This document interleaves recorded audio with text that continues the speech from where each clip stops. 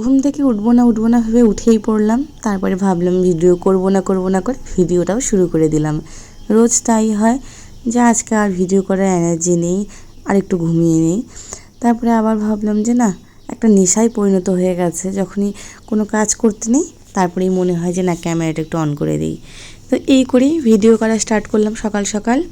আর সকালে ঘরের যা যা কাজ আছে আবার কমপ্লিট করা শুরু করে দিলাম রোজ দিনের মতন। কারণ ঘর পরিষ্কার না রেখে আমি আগে রান্নাঘরের কাজে যেতে পারি না। কারণ সকাল টাইমটাতে ছেলে মেয়ে ঘুমিয়ে থাকে আর আমাকেও যেহেতু ঘরেই থাকতে হয়।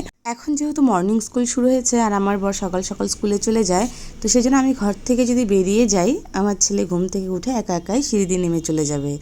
সেই জন্য কিন্তু আমি ঘরেই থাকি। ওরা উঠলে একবারে ওদেরকে নিয়ে নিচে যাই, আর ততক্ষণ ঘরে যা যা কাজ থাকে সেগুলোই করতে থাকি আর তোমাদের সাথে শেয়ার করতে থাকি।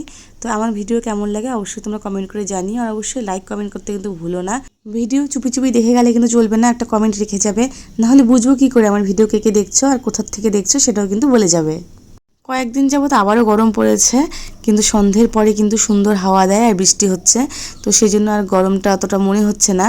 আর আমি যখন নিশিগঞ্জে ছিলাম তখন এতটা গরম পড়েছিল, মানে এক সপ্তাহ নাগাদ কোনো বৃষ্টির দেখা ছিল না, কিন্তু এখন আবার বৃষ্টিও হচ্ছে। আর আমার এই মানি প্ল্যান্ট গাছটা এখানে রেখে দিই, বৃষ্টির জল পড়ে কিন্তু গাছটা অনেক নতুন নতুন পাতা গজিয়েছে, তো সেটাই একটু দেখলাম। আর কাজ করতে করতে মনে হচ্ছিল যে ছেলে হয়তো উঠে গেছে, তো তাড়াতাড়ি করে ওর জন্য আমি কাজ করে ঘরে গিয়ে দেখলাম যে না, ওঠেনি, ও ঘুমিয়ে আছে। ছেলে উঠে গেলে কিন্তু আর একদণ্ড বিছানায় থাকে না, আমার কাজ যতটুকুই হয়েছে সেখানেই ফেলে রেখে আমাকে ওকে নিয়ে থাকতে হবে। আর এই জামা কাপড়গুলো কালকের ভেজা, তো এগুলো এখন বাইরে মেলে দিব। আমার সামনের বারান্দায় একটু রোদ আসে, তো ওখানেই মেলে দিব। আর এই বারান্দাতে দুপুরের দিকে রোদ আসে। আর ঘরের যেগুলো কাজ ছিল একটু জামা কাপড় ভাঁজ করার, তো সেগুলো করে এখন রেখে দিচ্ছি। আর আমি ঘরের জন্য অনেক কিন্তু নতুন ফুল কিনেছি, তো সেগুলো তোমাদের কেমন লেগেছে অবশ্যই কিন্তু জানিও।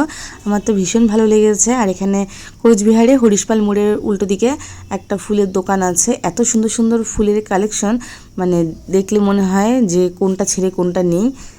আর পুজো স্নান করে আমি রান্নাঘরে এসেছি, রান্নাঘরে এসে আজকেও বাবা মাছের ডিম নিয়ে এসেছে।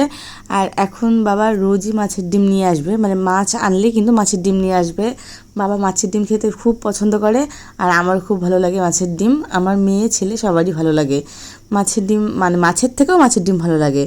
আর মাছের ডিমটাও আজকে ওইভাবেই বড়া করছি। সকালবেলা মাছের ডিমের বড়া আর ডাল দিয়েই খাওয়া হয়ে গেছে, সাথে ছিল লেবু। আমাদের সকাল সকাল ডাল হলে আর কিছুই লাগে না।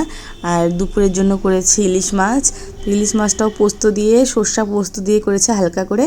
তো আজ তবে আসি, দেখা